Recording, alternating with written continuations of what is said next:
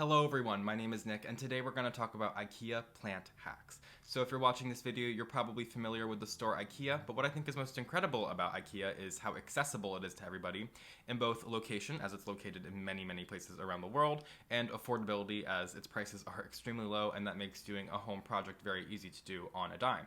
So as I said, we're going to talk about IKEA plant hacks, but these aren't going to be your Pinterest plant hacks. Like, it's not like turn an IKEA trash can into a planter kind of hack. It's more of I bought a product that was intended for a different purpose and I'm using it for a planty purpose. So I have 6 products that I use, as I said, for different purposes than they're intended for, that I'm going to share with you guys today.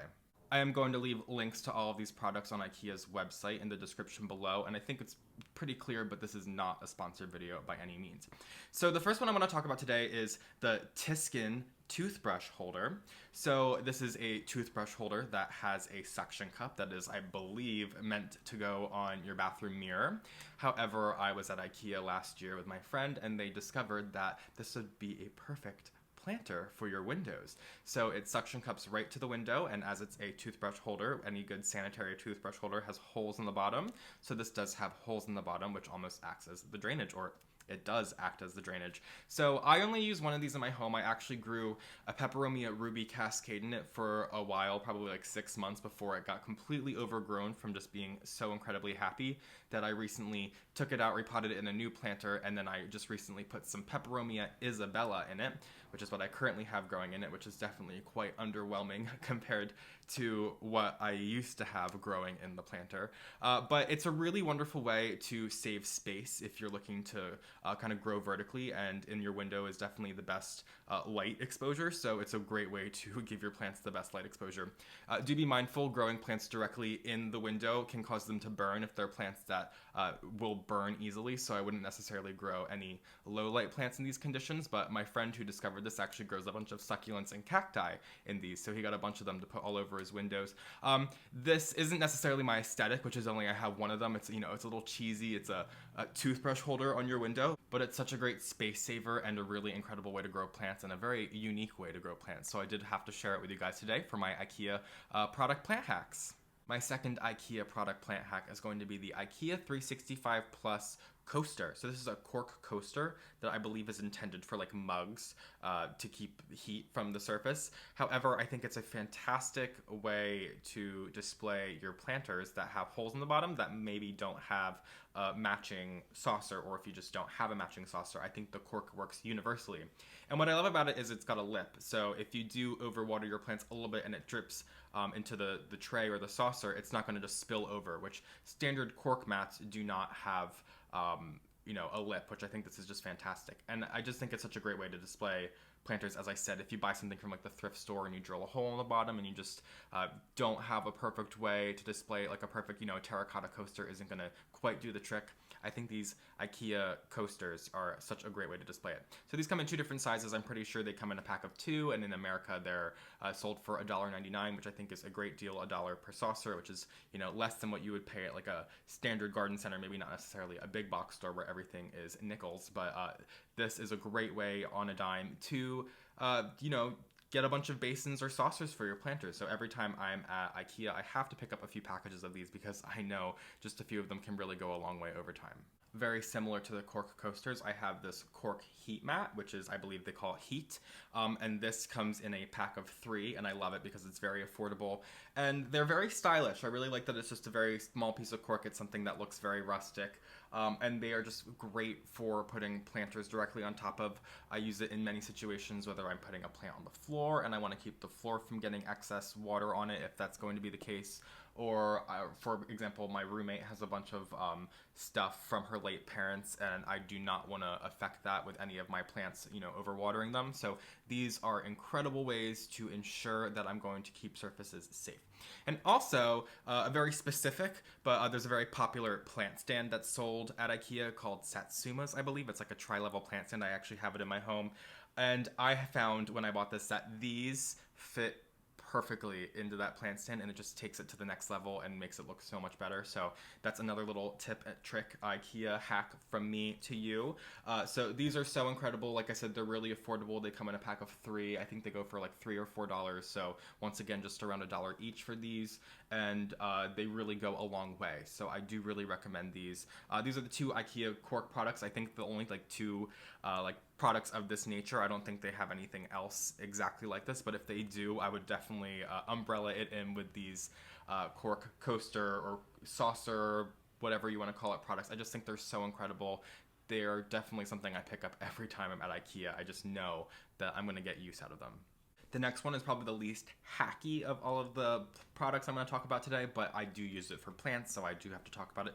They're wooden boxes from IKEA. They're called Naglig, and they come in 2 different sizes. They're just like your standard like milk crate box, but they're just unfinished, and you can dye them if you would like, or like stain them is the better word choice. I use them just to raise plants up, whether it's on the floor, like I use behind me to raise up the Rhaphidophora tetrasperma and the Syngonium chiapense so that they can be at level with the trellis. But I also use the smaller box in my windowsills so that I can kind of add some dimensions to my windowsills and raise some plants up, and they also give kind of like some shade for some of the plants in front, because I do have south-facing windows in my home, and that is a lot of light for some plants. So just to kind of remedy that, I like these boxes where the plants can go up top to kind of like, you know, the plants that love the light can go up top, but the plants that don't want the light can kind of hide underneath. So that's kind of my way to go.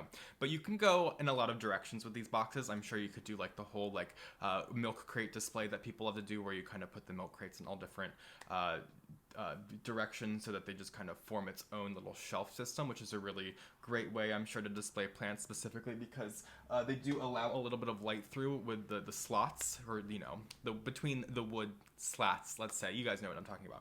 But yeah, a really wonderful product. I have a few of them in my home. I'm definitely gonna get more of them. It's incredible. I would definitely like to stain them so they look a little bit more my aesthetic, but they're fantastic for the price. They're insanely cheap. I think like the small box is like $5, and then the larger one's like around $10. So of course, if you forage these, they would be more inexpensive, but a place you know you can go to purchase it, IKEA. I think it's wonderful, and I find many uses for them. You could even just use it to store your plant products in. In fact, I actually store all of my soil and my perlite and stuff in the box that's kind of upright facing forward, and there's a plant in front of it, and then I just keep all my soil stored inside the box here underneath the Rhaphidophora tetrasperma. So it does allow me some storage as well for my planty products. Next, I have this glass cloche with a wooden base, which is called the Harliga, or the Harley GA. This is a really great way to grow plants that prefer to grow in a terrarium setting. So what I love about this particular glass cloche that IKEA sells is it has this base, so it keeps you know, the plant enclosed. If you do want to put this on a surface that maybe wouldn't, you know, you wouldn't normally want to just put a regular piece of glass over top. So I really enjoy that this comes with a base, so you don't have to worry about damaging a base below it. It's really fantastic for growing plants that need these conditions. So pipers in particular are really plants that need a lot of humidity and a lot of water to survive. So not only does growing the plant in the cloche ensure that it's going to receive more humidity, but it also keeps the soil from drying out because it's in a much more moist space, and it's almost practically creating its own ecosystem, I could argue, where it's almost keeping it watered more often, where I barely have to actually water this plant. I think IKEA does a few other styles of this glass cloche with the cloche with the base. I think they also have like a brass one. I don't know how well that would hold up, honestly, if I'm being real. The wood has cracked. I've had this for probably about a year now, and it's cracked, but it's not like falling apart by any means. Give it another year or two and let's talk, but for now, I've definitely gotten the like $12 or $13 of cost of use out of it. I can say that for sure. This is the only way I've actually gotten my Piper parmetum to even grow new leaves. I brought it home and it was just like kind of deteriorating, but now I have quite a few new leaves coming in right now, I can see. So definitely an excellent way to grow your plants, a really good investment. Like I said, I might not get more than another year or two out of this before I have to consider replacing it.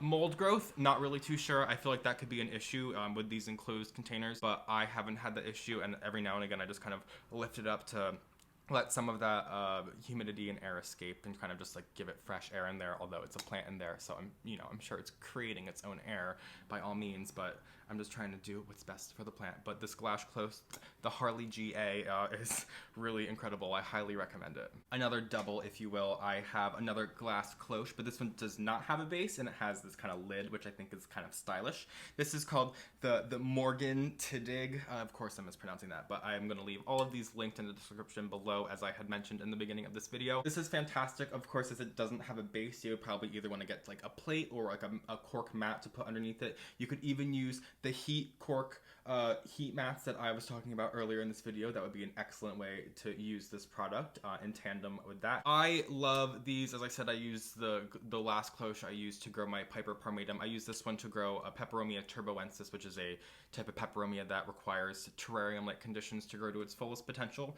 But these are incredible. I believe this one without the wooden base was probably only like a few bucks, like probably like $6 or $7. So this was a really good investment as well. I get a lot of good use out of this, and I love that it has the handle, and it also just looks nice and different from the rest. So just very similar to the last one, as I said, but it's excellent for keeping the humidity in. A really excellent, inexpensive IKEA product for planty purposes that maybe it's not intended for. Honestly, I have no idea what these are intended for. Maybe just like displaying items, but hopefully the items you're displaying don't mind getting a little humid. But yeah, there are just so many products in general from IKEA, and I'm sure so many of them can be utilized for not their intended purpose, specifically for planty purposes. So if you guys get any products from IKEA that you hack, if you will, into plant products, I would love to hear from you guys what they are. Another one just that simply comes to my mind would be like simply turning a coffee or tea mug into a planter by drilling a hole into the bottom, or being super careful about the amount that you water if you do not drill a hole. But yeah, there's so many products from IKEA. Hopefully you guys enjoyed my IKEA product plant hacks, the products that I get from IKEA that are intended for other purposes that I use for planty purposes. So thank you guys again for watching. If you don't already, follow me on Instagram at Philly Foliage, subscribe to my channel, and I will see you guys in my next video. Have a great day.